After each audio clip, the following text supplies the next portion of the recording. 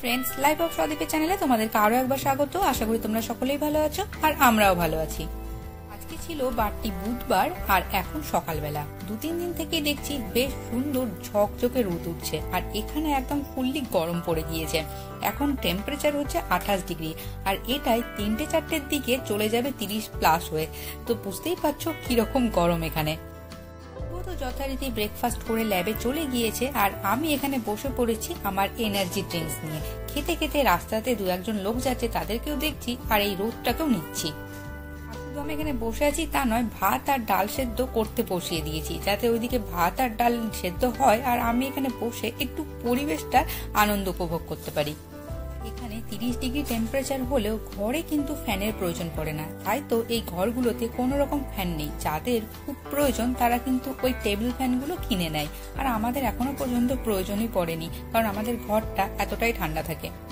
তোমরা আমাকে সবসময়তেই দেখেছো রান্না বান্না করতে বা ঘুরতে যেতে, বাজার করতে, সবকিছু করতে, কিন্তু বাসন মাজতে কোনোদিন দেখোনি। তো এই যে আমি আজকে বাসন মাজছি, আসলে সকালবেলার ব্রেকফাস্টের কিছু বাসন ছিল 2-1টা, তাই এগুলো মেজে নিচ্ছি। আর কালকে রাত্রিবেলা করেছিলাম বিরিয়ানি, তো বিরিয়ানির কড়াইটা জলে ভিজিয়ে রেখেছিলাম, তো সেটাকে এখন খুব ভালো করে মেজে নিচ্ছি। কি আর করবো, এখানে কোনো রকম হেল্পিং হ্যান্ড পাওয়া যায় না, সব কাজ নিজেকেই করতে হয়। তাই বাসন মাজা, ঘর মোছা, ঝাড় দেওয়া, যাবতীয় যা কাজ সবকিছু নিজে করি। মাজার পরে যথারীতি এখানে আমি তরকারিও কেটে নিয়েছি, একটু ব্রকলি, তারপরে আলু, কুমড়ো আর বিনস আর ফুলকপি। তো ব্রকলিটা ভাজা করব আর ওই ফুলকপি, আলু, বিনস আর কুমড়োর একটা তরকারি করে নেব। আর অলরেডি তো ডাল আমার সেদ্ধ হয়েই গেছে, ভাতটাও প্রায় হচ্ছে। এর আগে আমি একটা কাজও করতাম না। আমাদের বাড়িতে অবশ্য হেল্পিং হ্যান্ড আছে, তবে মা থেকে থেকেই বলতো তো একটু ঝাড় দিয়েও তো দেখতে পারিস, একটু 2-1টা বাসনও মাজতে পারিস বা একটু ঘরটাও মুছতে পারিস। বিয়ের পরে তুই কি করবি যদি তোদের বাড়িতে হেল্পিং হ্যান্ড না থাকে শ্বশুর বাড়িতে? তা আমি বলতাম শ্বশুর বাড়িতে, যে শ্বশুর বাড়িতে হেল্পিং হ্যান্ড থাকবে না সেই শ্বশুর বাড়িতে আমি যাবোই না, আমি বিয়েই করব না। তো দেখো মায়ের কথাটাই ঠিক হয়েছে, শ্বশুর বাড়িতে তো হেল্পিং হ্যান্ড আছে, তবে আমার বিয়ের পরে আমি তো থাকি বাইরে আর এখানে কোনো হেল্পিং হ্যান্ড পাওয়া যায় না, তাই নিজেকেই নিজের কাছে সবকিছু করতে হয়। কিছুদিন ধরেই মাছ, মাংস, ডিম খুব খাওয়া হচ্ছে, তো আর খেতে ভালো লাগছে না। তাছাড়াও এখানে যেহেতু গরম পড়ে গেছে, এই 28 ডিগ্রি 30 ডিগ্রি মতো টেম্পারেচার উঠছে, তো এই সময়তে না একটু টক টক জাতীয় খাবার বা টক ডাল খেতে খুব ইচ্ছে করছে। তাই আজকে এই মসুরির ডালটাতে আমি একটু লেবু দিয়ে করবো। টক ডালে আম দিয়ে, আমার আমের ডালটা খুব ভালো লাগে, তবে এখানে তো এরকম কাঁচা আম পাওয়া যাবে না, তাই ভাবলাম যে লেবু দিয়ে টক ডাল করবো। মানুষকে দেখেছি 30 ডিগ্রি টেম্পারেচারই এরা সহ্য করতে পারে না, এদের স্কিন পুরো লাল হয়ে যায়। অনেক সময় তো মনে হয় যেন স্কিনগুলো উঠে চামড়া খসে খসে যাচ্ছে, এরকম টাইপের। আর এখানে ছেলে মেয়ে সবারই ব্যাগে সানস্ক্রিন থাকে, এরা 5-10 মিনিট অন্তর অন্তরই সানস্ক্রিন মাখতে শুরু করে। তবে ইন্ডিয়াতে মেয়েরাই সানস্ক্রিন মাখে, ছেলেরা মাখে মনে হয় খুব কম, আমি জানি না। তবে মেয়ে হয়ে আমিও সবসময়তেও যে সানস্ক্রিন মাখতাম তা নয়, ম্যাক্সিমাম টাইম ভুলেই যেতাম। তবে এখানে ছেলে মেয়ে সবাই মাখে। আর একটা জিনিস, এখানে 30 ডিগ্রি টেম্পারেচারে যতটা রোদের তেজটা পড়ে গায়ে, ইন্ডিয়াতে কিন্তু তার অনেকটা কম পড়ে, কারণ এখানে যে সানলাইটটা পুরো ডাইরেক্ট এসে পড়ে। কিন্তু ইন্ডিয়াতে অনেক পলিউশন থাকার কারণে সানলাইটটা পুরো গায়ে ডাইরেক্ট পড়তে পারে না। সেই কারণে এখানে আমরাও যখন 30 ডিগ্রি টেম্পারেচারে সানলাইটের নিচে থাকি তখন পুরো ভীষণভাবে ট্যান পড়ে যায়, এটা একদম স্পষ্ট বুঝতে পারি। কিন্তু দেখো ইন্ডিয়াতে অনেকেই কিন্তু মাঠে ঘাটে কাজ করে, 30 ডিগ্রি কি 40 ডিগ্রিতেও কাজ করে, তাদের কিন্তু খুব একটা প্রবলেম হয় না, কিন্তু এখানে থাকাই যাবে না।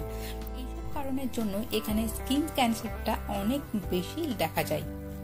তবে এখানে একটা জিনিস কি ভালো, যে প্রচুর গাছ লাগানো আছে যেহেতু, তাই জন্য যখন এই খুব সুন্দর রোদটা দেয় তখন কিন্তু আমরা বাইরে বসে থাকি, কিন্তু এই ডাইরেক্ট সানলাইটের মধ্যে না বসে একটু গাছের ছাওয়ায় বসলে কিন্তু খুব সুন্দর লাগে আর দারুণ হাওয়া দেয়।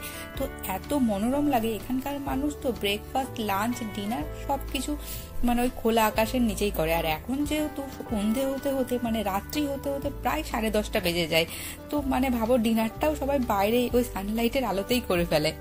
দেখো তোমাদের সাথে গল্প করতে করতে আমার তো লাঞ্চও রেডি হয়ে গেছে আর শুভ যথারীতি ল্যাব থেকে বাড়ি চলে এসেছে। তো এখানে আমি দুজনের জন্য খাবার নিয়ে নিয়েছি আর তারই মাঝে আমার রান্না হওয়ার পরে স্নান করে পুজো টুজো করে বসে রেডি হয়ে গিয়েছিলাম। আজকে স্নান করেছি পরে, রান্না করেছি আগে। এখন যেহেতু খুব গরম পড়ে গেছে, তো এখন টক দই খাওয়াটা খুব প্রয়োজন। আমরা অবশ্য বরাবরই টক দইটা খুব খাই, তবে এখন তো আরো বেশি করে, তাই 2 বাটি টক দই আর একটু শসা নিয়ে নিয়েছি।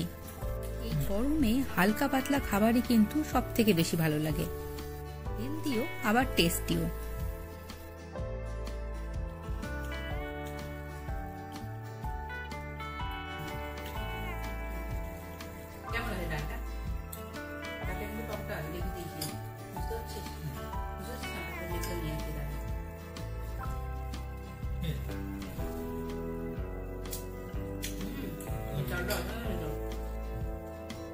খাওয়া দাওয়ার পর তো শুভ আবার ল্যাবে চলে গিয়েছিল। আর এটা হচ্ছে বিকেল বেলা বলতে, হ্যাঁ বিকেল বেলায় বলতে পারো, কারণ এখন এই 7টা মতো বাজে।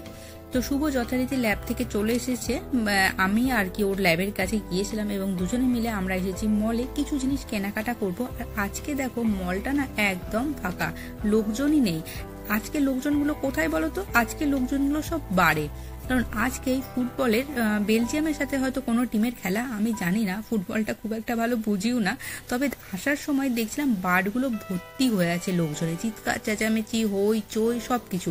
আর এই কারণে আবার এখানে দেখছি পুলিশও ঘোরাঘুরি করছে। এখানে একটু যদি ভিড় বা গ্যাঞ্জাম কিছু হয় তবেই একদম দেখবো সঙ্গে সঙ্গে পুলিশগুলো চলে আসে এবং আশেপাশে ঘুরে বেড়ায়।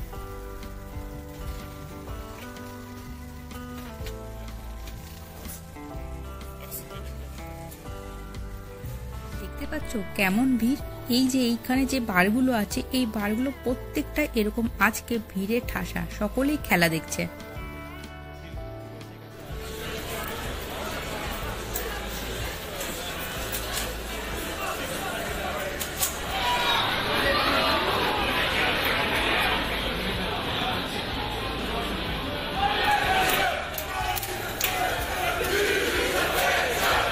আমি কিছু বুঝি না, তাই আমি রাত্রিবেলাতে একদম ডিনার নিয়ে চলে এসেছি। আর এখানে বানিয়েছিলাম ছাতুর পরোটা, ডিমের ভুজিয়া আর সকালবেলার তরকারি আর আমার প্রিয় ক্ষীর। তো আমরা তো এখন ডিনার এনজয় করছি। আর তোমরা বলবে আমার আজকের ভিডিওটি কেমন লেগেছে। ভালো লাগলে সাবস্ক্রাইব করে আমার পাশে থেকো। দেখা হচ্ছে নতুন আরো একটি ভিডিওতে।